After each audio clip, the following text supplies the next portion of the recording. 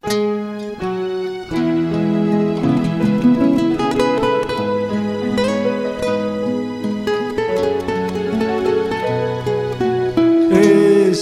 templo de amor e de paz, que ao despertar de um novo homem nos induz, te conclama, irmão, de última hora a ingressar. Boa noite a todos. É motivo de muita gratidão, né, e de muita alegria a gente estar reunido nessa noite especial, onde comemoramos o nascimento do Cristo.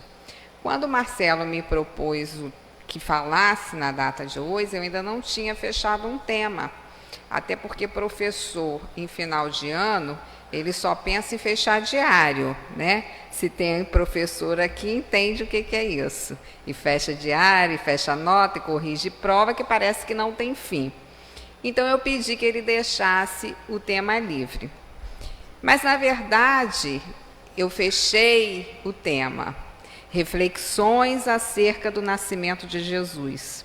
É a nossa proposta para essa noite. E o Natal é uma data, embora a gente saiba, né, que é uma data fictícia, porque historicamente nós não temos a precisão do dia do nascimento do Cristo, mas comemoramos no dia 25. Outros povos em 6 de janeiro, né? Enfim. O importante não é a data, mas sim a vinda do Cristo até nós. E nós vamos fazer hoje algumas reflexões e até mesmo um combinado. Quando eu dava aula para crianças, eu adorava fazer combinados com eles e dava muito certo. Com os jovens que hoje eu leciono, não dá tão certo. Vamos ver com vocês, né? Porque hoje nós somos fisicamente, não somos muitos, então daqui eu consigo visualizar. Nós vamos combinar que não vamos cochilar, não é? É um combinado. Por que acontece? Na data de hoje, não sei se foi só eu, né, que cometi excessos, né, ou mais alguém, de ontem para hoje, a gente comete excessos, então a gente fica mais pesadinho e mais cansadinho. Aí dá mais sono, né? Então a gente vai fazer combinado. E como hoje eu consigo olhar todo mundo, né, a gente vai fazer o combinado de não cochilar. Né? Porque é verdade, nós vamos fazer reflexões acerca do nascimento de Jesus. E reflexões não só da condição a qual ele veio à Terra, mas do significado disso para todos nós. E essa é uma data que traz sentimentos e sensações diferenciadas para cada um de nós. Para muitos, é uma data um tanto quanto melancólica. Muitos até afirmam, eu prefiro o Ano Novo, o Réveillon. Para outros, já é uma data festiva, alegre, porque reúne a família. Melancólica para aqueles que não conseguem se reunir com a família. Né? Então, ela é um turbilhão de emoções diferenciadas. Mas, com certeza, o mês de dezembro, ela já nos traz uma emoção diferente. A psicosfera da Terra, né, ela muda, ela varia. Por quê? Porque os corações estão mais sensibilizados. Essa é uma realidade que nós não podemos negar. Há movimentações nas casas religiosas, fazendo campanhas para aliviar, né, a dor alheia, para proporcionar um Natal mais feliz. As pessoas estão mais fraternas, né, desejando um bom Natal, um Feliz Natal, um abraço. Né? Até mesmo pelas mensagens que recebemos no nosso celular, são mensagens né, mais significativas, com maior conteúdo. Então, não há como negar que é um mês diferente para todos nós. E como diz, e principalmente um mês que deve ser muito reflexivo, porque como diz aquela letra da música, então é Natal. E o que você fez? Né? Esse é o questionamento maior, de pensarmos o que nós viemos fazendo com o significado dessa data em nossa existência. Porque nós vamos refletir sobre hoje que todo o simbolismo e a conduta, né, da festa, das festividades, das reuniões, da comilança, isso é uma coisa de longas datas que nós vamos arrastando, né? Mas o significado tem que ser muito maior. E certa feita, quando perguntaram a Chico Xavier qual a importância do Evangelho de Jesus para a humanidade, ele respondeu assim: creio que a importância do Evangelho de Jesus em nossa evolução espiritual é semelhante à importância do sol na sustentação de nossa vida física.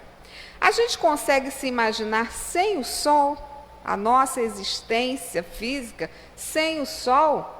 Né? Há muita dificuldade da gente imaginar isso. Então, a importância de Jesus, como diz Chico aqui, né, para a nossa evolução espiritual, é semelhante à importância do sol para a nossa vida física. E, embora a gente não tenha um entendimento muito grande do que seja, de quem foi o Cristo, por mais que a gente estude, a gente tem ainda algumas dificuldades em relação aos seus ensinamentos. Até o próprio Chico, conta-se que certa feita ele pediu ao seu mentor Emmanuel, dizendo que queria entender melhor Jesus. Olha, Chico Xavier queria entender melhor Jesus. E ele insistia com Emmanuel nessa tecla. Então Emmanuel disse: você quer entender melhor Jesus, Chico? Então vem comigo. E fizeram uma viagem astral. Ele foi se desprendendo da terra, atingindo uma distância que via, né? Aquela coisa que a gente vê lá só na internet, aquele desenhinho, Chico ia vislumbrando a imensidão do universo. E ia se distanciando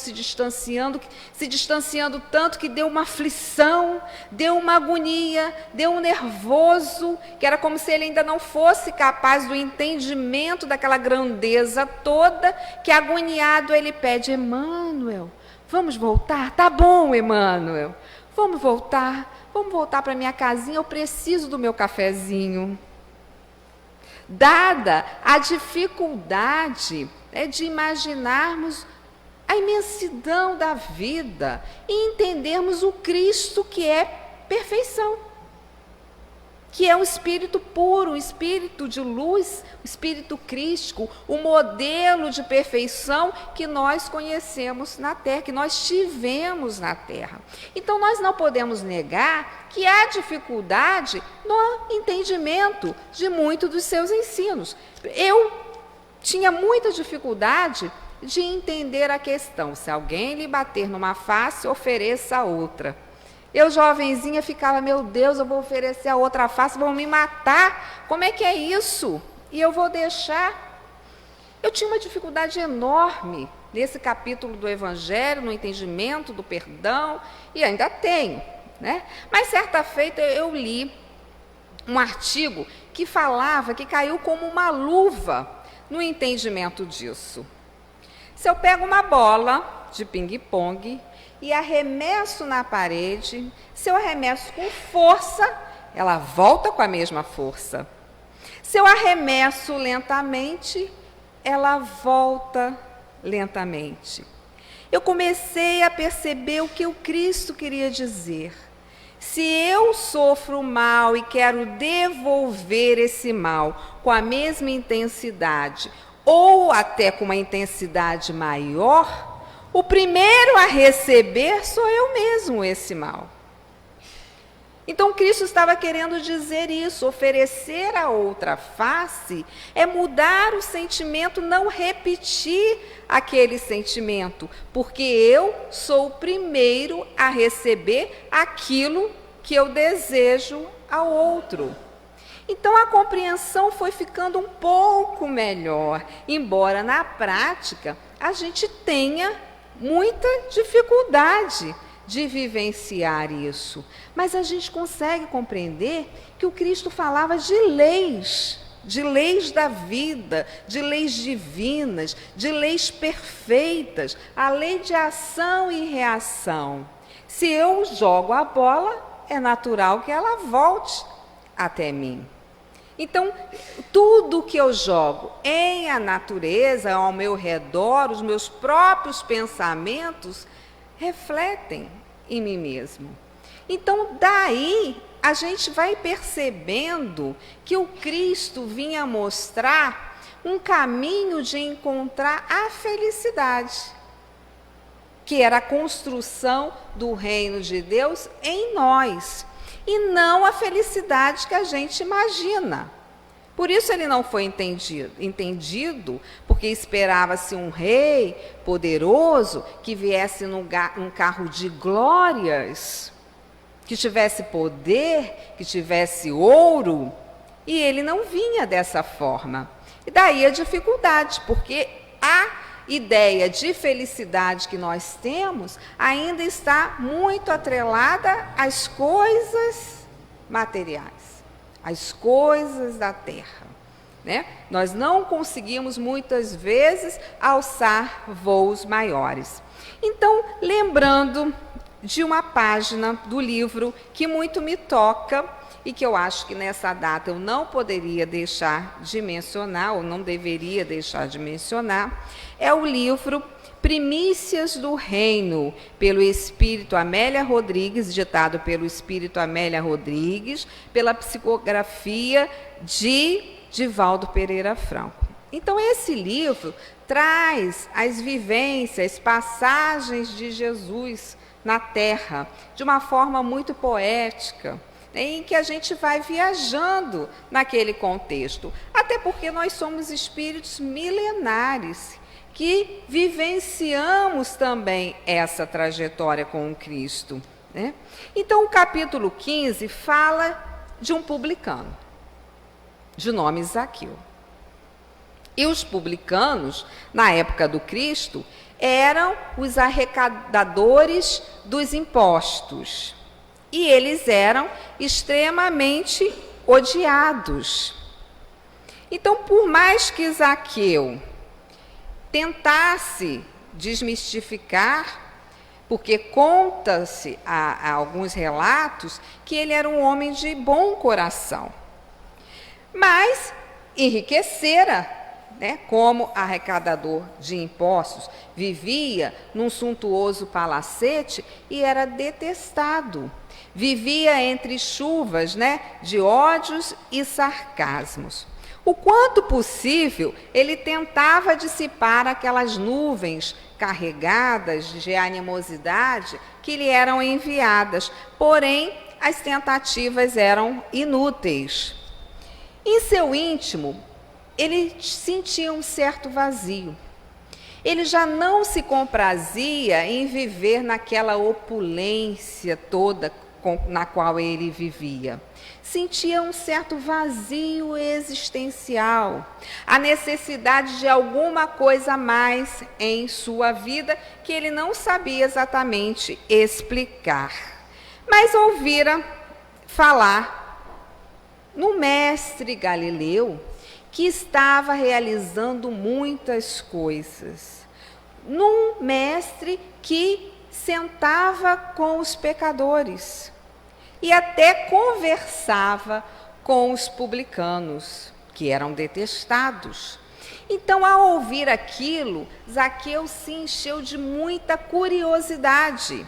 Queria conhecer aquele homem, né? Então, foi numa tarde em Jericó onde ele vivia, que era um grande centro comercial, e onde estava já acontecendo as preparações para a festividade da Páscoa, um murmurinho na cidade, ele ouviu a notícia de que Jesus estaria chegando a Jericó. E ouviu mais, ouviu que o cego Bartimeu chegara na cidade gritando hosanas, porque o Cristo havia curado, porque ele saiu da cegueira de uma vida inteira. Então, o que aconteceu? Zaqueu se encheu de esperança. Queria pelo menos conhecer Jesus, de que tanto estava ouvindo falar na época. Então, houve uma explosão de sentimentos em Zaqueu. Este era o seu momento, nos narra Amélia Rodrigues, um momento precioso que ele não poderia deixar escapar. Necessitava vê-lo, quem sabe conversar com ele. Já era um sonho, mas ele desejava pelo menos ver Jesus. Ficou agoniado com a ideia. Foi quando Jesus se aproximava, mas a multidão era imensa. E havia com Zaqueu um problema. Ele era muito baixinho, de baixa estatura, o que dificultaria a passagem até Jesus, já que a multidão era compacta. Então, ao longo do caminho, havia muitas árvores. E o que Zaqueu viu? Avistou uma árvore meio desgalhada e teve aquele súbito de subir na árvore. Foi o que ele fez para tentar ver Jesus. E para sua surpresa, o que foi que aconteceu? Jesus parou, olhou para cima e falou: Zaqueu, desce depressa, porque hoje me convém pousar em tua casa. Imaginemos a alegria do publicano. Escorregou rapidamente da árvore. Não podia conter a emoção e a alegria. Saiu correndo para avisar a família e preparar a hospedagem de Jesus. Enquanto isso, imaginemos o povo falando. Mas como? Porque Jericó era uma cidade que predominava os sacerdotes. Então, o que o povo esperava? Que Jesus se acomodasse na casa de um sacerdote. E Jesus se acomodou na casa de um homem detestado, um publicano. Então, aquilo imaginemos que era um escândalo. Mas Zaqueu foi todo feliz, não acreditando no que havia acontecido. E Jesus chegou. E na emoção, com aquele turbilhão de emoções, com a alma transbordando de alegria, Zaqueu faz a promessa que todos nós já ouvimos: Senhor, eis que dou aos pobres metade de meus bens, e se em alguma coisa tenho prejudicado alguém, restituo quadruplicado. É a promessa de Zaqueu. E de Jesus ele ouve o quê? Hoje veio a salvação a esta casa, pois também este é filho de Abraão, porque o Filho do Homem veio buscar e salvar o que se havia perdido. Então é evidente que esse diálogo que está no capítulo 15, intitulado Zaqueu, o rico de humildade, nós percebemos que não foi uma coincidência. Jesus já tinha o propósito de estar ali e deixar a mensagem. Por quê? Porque ele tinha também a proposta de combater preconceitos. Embora aquele homem fosse detestado, Jesus sabia o que acontecia no íntimo da criatura. E também não se detinha no erro, não se detinha nos equívocos, por isso andava com pessoas ditas pecadores, mas conhecendo o desejo daquele homem de renovação, de transformação, foi buscá-lo. Convém-me pousar hoje em tua casa, né? Tirá-lo daquela situação em que ele encontrava, mostrar a ele um novo caminho, que ele pudesse redirecionar a sua casa íntima, fazendo novas escolhas. E contam os narradores dos eventos evangélicos que, transcorrido tempos depois da crucificação, Simão Pedro convidou aquele publicano, Zaqueu, para ir dirigir a igreja cristã em Cesareia. E assim foi feito. Zaqueu devolveu, né, com a sua esperança, com obras em favor do outro, em favor do amor que ele recebeu do Cristo.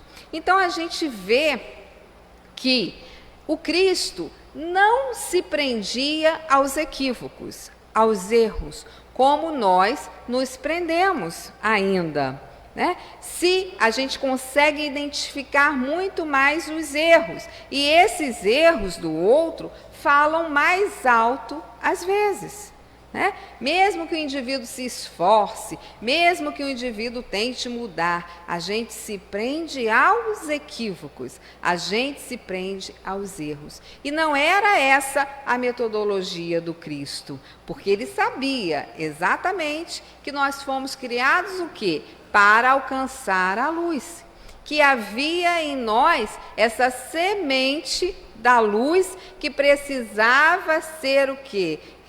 Semeada, regada, alimentada.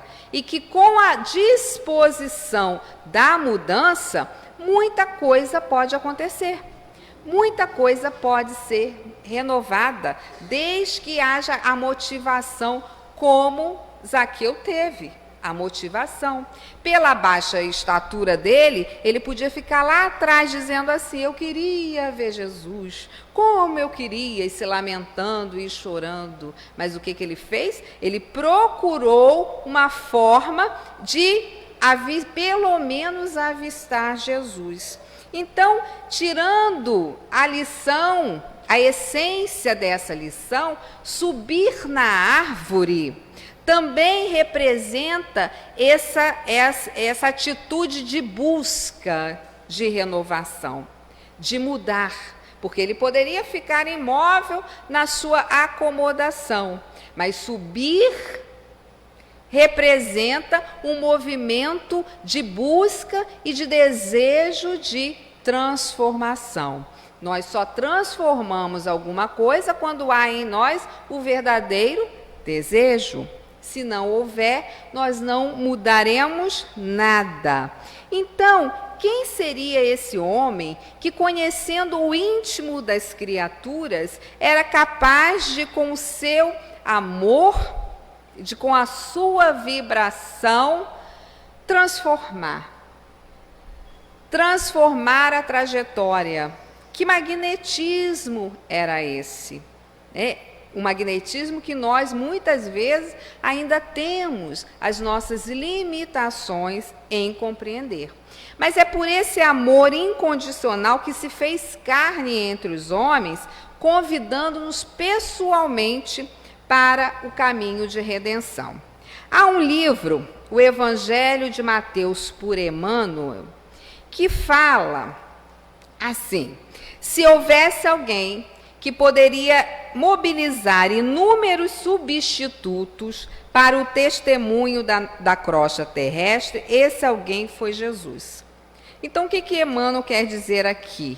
Que Jesus veio pessoalmente, mas ele poderia nomear substitutos que fizessem a tarefa, né? Porque o próprio Emmanuel, no livro A Caminho da Luz, no primeiro capítulo, ele vai dizer assim: Rezam as tradições do mundo espiritual que, na direção de todos os fenômenos do nosso sistema, existe uma comunidade de espíritos puros, em cujas mãos se conservam as rédeas diretoras da vida de todas as coletividades planetárias. Então, existe uma comunidade de espíritos puros, de seres angélicos, da qual Jesus faz parte.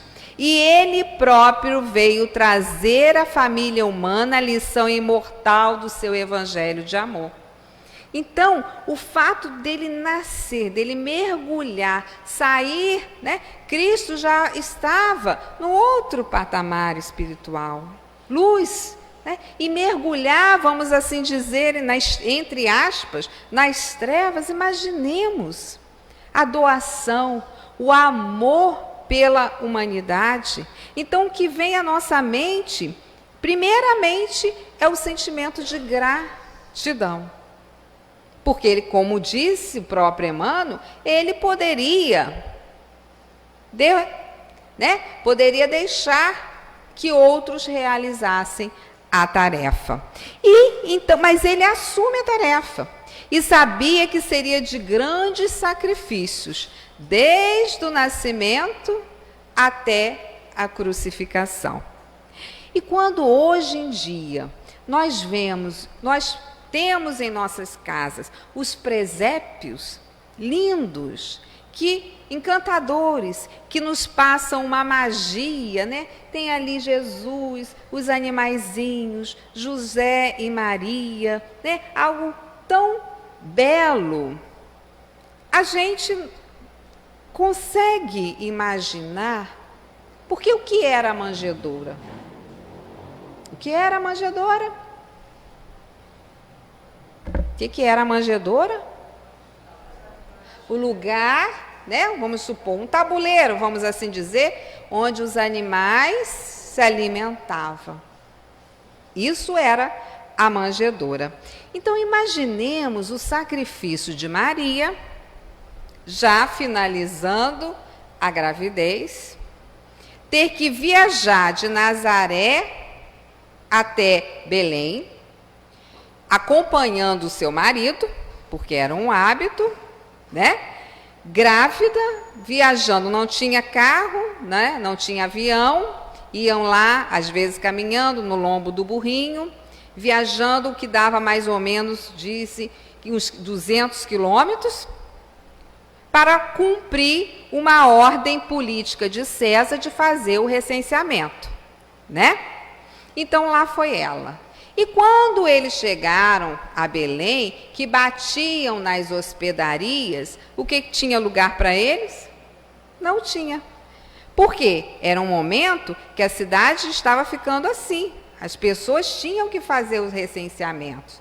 Então, imaginemos também que os donos das hospedarias viam aquele casal humilde, Esperavam, muitas vezes, alguns narram isso, pessoas de maiores posses que pudessem se hospedar. Então, ouviram a negativa, não há mais lugares. Até que alguém indicou para eles, compadecido da situação, indicou para eles ali o estábulo, o lugar onde ficavam os animais. Então, a primeira condição, imaginemos as condições adversas desse momento do nascimento, onde a primeira mensagem para nós é da humildade, porque ele poderia vir num bercinho de ouro, de pedras preciosas. Aliás, era o que nós esperávamos, mas não foi assim. Então já foi a primeira lição, a da humildade e do amor pela humanidade, porque ele veio pessoalmente. E é muito interessante, porque hoje em dia nós comemoramos o seu nascimento, nós que já temos, somos cristãos, vamos estudando, nós já temos, toda uma ideia. Mas muitos não têm. Muitos não acreditam, muitos não comemoram, né? Muitos ou esperam do Natal o quê? Festa, os presentes, o Papai Noel. A gente sabe que essa ainda é uma realidade, né? E o motivo principal fica muito esquecido.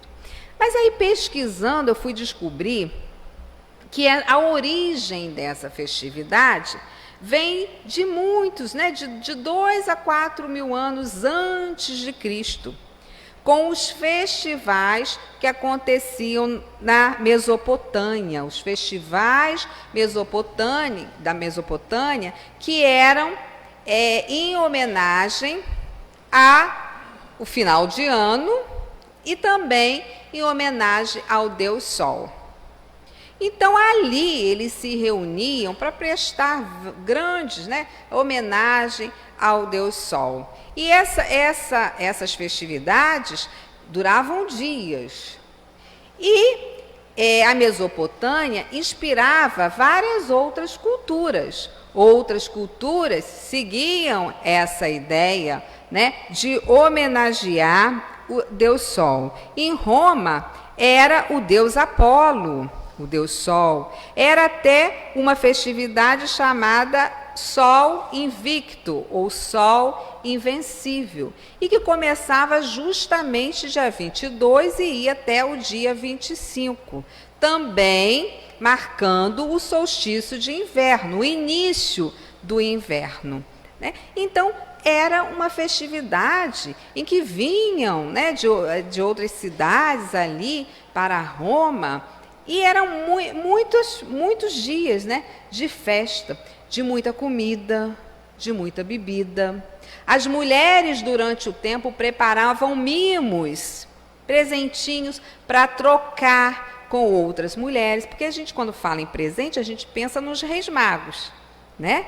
Mas antes disso, já existiam as tradições pagãs, né, dessas festividades em homenagem aos deuses. Em Roma era o deus Apolo. Aí no dia 25 havia a procissão ao redor do templo de Apolo. Então era uma festa de muitos excessos para todo lado. E até interessante, uma coisa boa para a gente pensar, que em Roma havia também vomitórios, né? Então as pessoas comiam tanto, iam nos vomitórios, despejavam para continuar comendo. E continuavam, né, na boa. E a gente pensa, mas o imperador Constantino, quando ele aceitou, né, o Cristo, ele resolveu substituir essa festa pagã, dizendo que o dia 25 deveria ser um dia em comemoração ao nascimento de Jesus. Porque na época, né, não se comemorava o nascimento de Jesus. A festa principal era a festa da Páscoa. Então, mais tarde, no ano 4, a igreja resolveu, né, fazer com que o dia 25 de dezembro fosse o dia oficial para os cristãos comemorarem o nascimento de Jesus. E aí começou a tentar adaptar aquelas comemorações pagãs a comemorações, então, que voltavam para o nascimento do Cristo. Então é interessante, né? Porque aí a gente começa a pensar, nossa, nós vamos trazendo, né, hábitos e costumes que vêm de longe, né, de muito longe. E daí depois foram nascendo todas as simbologias que a gente não vai tocar, da árvore de Natal, né? Nós não vamos tocar hoje, mas pensar que essa data foi escolhida, né, para tentar substituir aqueles festivais pagãos e de muito excesso, né? Então, cabe-nos a reflexão nessa data dos sentimentos que deveriam ecoar em nós por esse mergulho do Cristo na face da terra, pelo seu exemplo, né, que ele veio mostrar que a nossa necessidade básica é a de luz própria, né, e que ele vinha trazer um caminho de felicidade, implantar o reino de Deus em nós, né, no nosso íntimo, porque o reino de Deus, ele não vinha falar de um reinado na terra, mas um reinado no nosso interior, com a nossa aproximação da lei divina, da lei de amor. Então hoje, nós ainda estamos muito nas nossas correrias, nas nossas preocupações, cumprindo, né, esse ritual que não é negativo, né, que não há nada de recriminável em nos reunirmos em família, né, de trocarmos os nossos mimos e comer, desde que a gente observe mais, né? Não há nada de errado, né? O problema são o quê? Os excessos e o esquecimento do motivo pelo qual nós nos reunimos. Eis o problema. O ser humano ainda vive em busca da felicidade. Ainda é uma ânsia nossa a felicidade. Se perguntarmos o que eu quero ser feliz. O que você quer? Eu quero ser feliz. Nós ainda vivemos nessa busca, né? O Cristo nos trouxe um roteiro de felicidade, de amor, de fazermos ao outro o que gostaríamos que o outro nos fizesse. E, mesmo sabendo da nossa não compreensão, ele deixou a promessa de um Consolador. E hoje nós temos a doutrina espírita revivendo os seus ensinamentos, explicando os seus ensinos, né? Clareando para nós a sua mensagem, o seu roteiro de luz. E no Livro dos Espíritos, na questão 922, porque aí a gente vai aprendendo que a felicidade na Terra, né? Nós não podemos viver a felicidade completa no mundo de provas e expiações, mas que a felicidade na Terra já é possível vislumbrar a felicidade. Na questão 22, haverá uma medida comum de felicidade para todos os homens? E os espíritos responderam: em relação à vida material, é a posse do necessário. Para a vida moral, a consciência tranquila e a fé no futuro. Então nós temos muito trabalho nessa nossa existência, que é de estarmos pensando no necessário. Evidentemente que isso já é um tema para outra palestra, porque o necessário ainda e o supérfluo ainda são coisas relativas. Então a gente pode pensar nos excessos que nós cometemos, né? E a consciência tranquila é a sensação de estarmos nos esforçando na aplicação daquilo que temos vivenciado. Nos esforçando.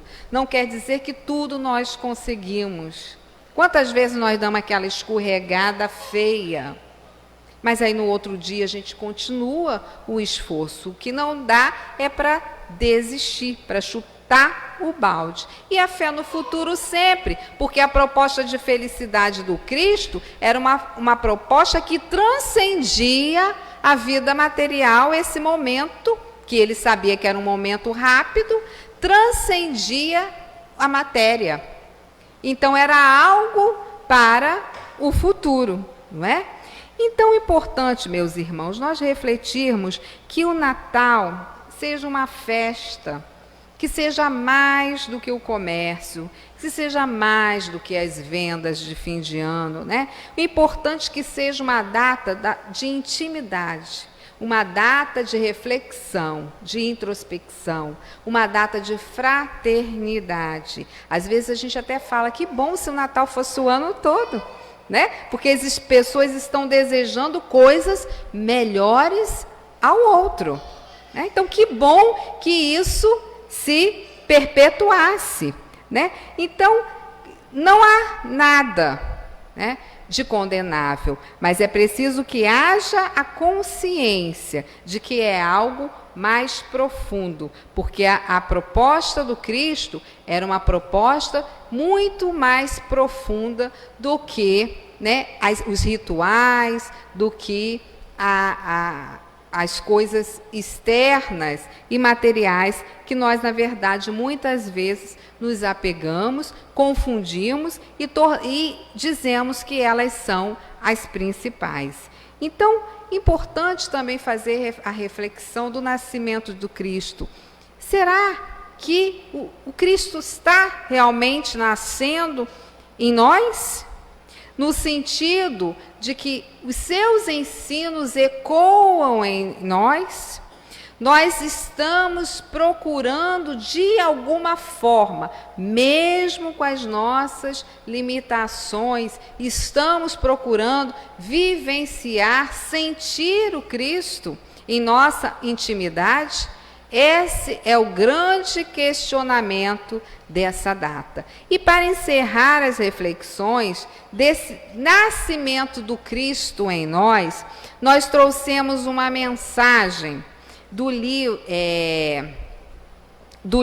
Em Torno do Mestre, por Vinícius, que é o pseudônimo de Pedro Camargo. Ele tem uma mensagem muito longa, mas que vale a pena a nossa reflexão nessa noite, que é intitulada Cristo nasceu? Onde? Quando? Então ele diz assim: perguntemos a Maria de Magdala onde e quando nasceu Jesus. E ela nos responderá: Jesus nasceu em Betânia. Foi certa vez que a sua voz tão cheia de pureza e santidade despertou em mim a sensação de uma vida nova com a qual então eu jamais sonhara. Perguntemos a Francisco de Assis o que ele sabe sobre o nascimento de Jesus, e ele nos responderá: Jesus nasceu no dia em que na praça de Assis entreguei minha bolsa, minhas roupas e até o meu nome para segui-lo incondicionalmente, pois sabia que somente ele é a fonte inesgotável de amor. Perguntemos a Pedro quando deu o nascimento de Jesus, e ele nos responderá: Jesus nasceu no pátio do palácio de Caifás, na noite em que o galo cantou pela terceira vez, no momento em que eu havia negado. Foi nesse instante que acordou a minha consciência para a verdadeira vida. Perguntemos a Paulo de Tarso quando se deu o nascimento de Jesus, e ele nos responderá: Jesus nasceu na estrada de Damasco, quando, envolvido por intensa luz que me deixou cego, pude ver a figura nobre e serena que me perguntava: Saulo, Saulo, por que me persegue? E na cegueira passei a enxergar um mundo novo, quando eu lhes disse: Senhor, que queres que eu faça? Perguntemos a Tomé, o incrédulo, onde e quando nasceu Jesus, e ele nos responderá: Jesus nasceu naquele dia inesquecível em que ele me pediu para tocar as suas chagas, e me foi dado testemunhar que a morte não tinha poder sobre o Filho de Deus. Só então compreendi o sentido de suas palavras: eu sou o caminho, a verdade e a vida. Perguntemos à mulher da Samaria o que ela sabe sobre o nascimento de Jesus, e ela nos responderá: Jesus nasceu junto à fonte de Jacó, na tarde em que ele me pediu de beber e me disse: mulher, eu posso te dar água viva que sacia toda a sede, pois vem do amor de Deus e santifica as criaturas. Naquela tarde soube que Jesus era realmente um profeta e lhe pedi: Senhor, dá-me desta água. Perguntemos a Lázaro onde e quando Jesus nasceu, e ele nos responderá: Jesus nasceu em Betânia, na tarde em que visitou o meu túmulo e disse: Lázaro, levanta. Perguntemos a Judas Iscariotes, quando se deu o nascimento de Jesus, e ele nos responderá: Jesus nasceu no instante em que eu assisti ao seu julgamento e à sua condenação. Compreendi que Jesus estava acima de todos os tesouros terrenos. Dirijamo-nos a Zaqueu, o publicano, e eis o seu testemunho. Jesus nasceu em Jericó, numa esplêndida manhã de sol, quando eu, ansioso por conhecê-lo, subi numa árvore à beira do caminho por onde ele passava, contentando-me com o ver de longe. Eis que ele, amorável e bom, acena-me dizendo: Zaqueu, desce, importa que me hospede contigo. Naquele dia, a salvação entrou no meu lar. Perguntemos finalmente a Maria de Nazaré, onde e quando Jesus nasceu, e ela nos responderá: Jesus nasceu em Belém, sobre as estrelas que eram foco de luz, guiando os pastores e suas ovelhas ao berço de palha. Foi quando o segurei em meus braços pela primeira vez e senti-se cumprir a promessa de um novo tempo através daquele menino que Deus enviara ao mundo para ensinar aos homens a lei do amor. Que Jesus nasça em nossos corações, agora e sempre. Muita paz a todos.